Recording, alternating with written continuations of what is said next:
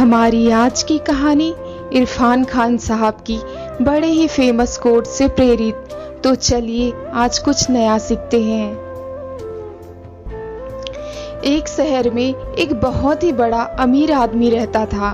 वह जितना अमीर था उससे कहीं ज्यादा लोगों के बीच फेमस था।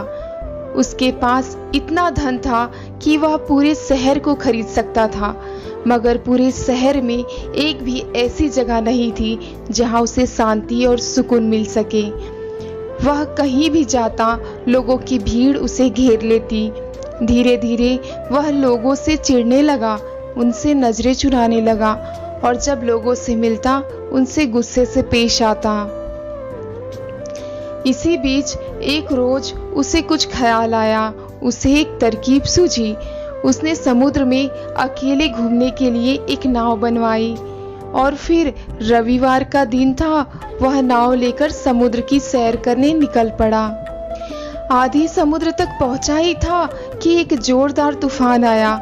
उसकी नाव पूरी तरह से तहस नहस हो गई, लेकिन लाइफ जैकेट की मदद से वह समुद्र में कूद गया। जब तूफान शांत हुआ तब वह तैरता तैरता एक टापू पर पहुंचा जहां कोई नहीं था। टापू के चारों ओर समुद्र के अलावा कुछ भी नजर नहीं आ रहा था। चारों तरफ सिर्फ और सिर्फ शांति थी। कुछ देर के लिए उसे वो शांत जगह बहुत पसंद आई। आखिरकार पहली बार वह किसी शांत जगह पर अकेला था। फिर धीरे धीरे वह उस अकेलेपन से परेशान होकर मदद के लिए चिल्लाने लगा, मगर कोई नहीं आया।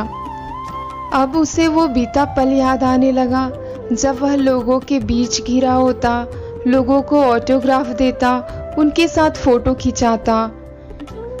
यह सोचते सोचते अब वह खुद को कोसने लगा। फिर बोला, भगवान ने मुझे मौत से बचाया तो आगे का रास्ता भी भगवान ही बताएंगे।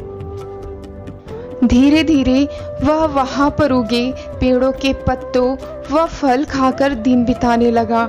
साथ ही रहने के लिए झाड़ और डालियों से अपने लिए झोपड़ी भी बना ली। मगर धीरे धीरे उसकी आस टूटने लगी। तभी रात हुई ही थी कि अचानक मौसम बदला। बिजलियां जोर जोर से कड़कने लगी। तब वह भगवान को कोसते कोसते जैसे ही बाहर निकला, वैसे ही एक आसमानी बिजली उस झोपड़ी पर आ गिरी और झोपड़ी धधकते हुए जलने लगी। यह देखकर वह डर गया और बोला, अब मैं कहाँ रहूंगा भगवान, आपने तो मेरी एकमात्र झोपड़ी भी जला दी, मगर हाँ, मेरी जान भी बचा दी। दोबारा आपका धन्यवाद। यह कहते कहते वह फिर हताश हो गया। तभी अचानक एक नाव टापू के पास आई।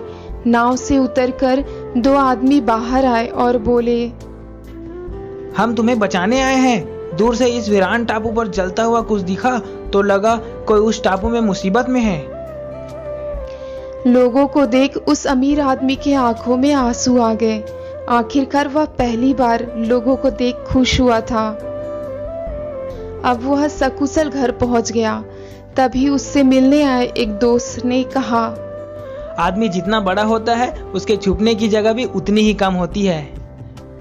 यह सुन वह अमीर आदमी हंसने लगा। अब वह बदल चुका था। वह लोगों का सामना हंसते हंसते करने के लिए तैयार था। दोस्तों, हमारी इस कहानी से आपको क्या सीख मिली, कमेंट कर जरूर बताएं।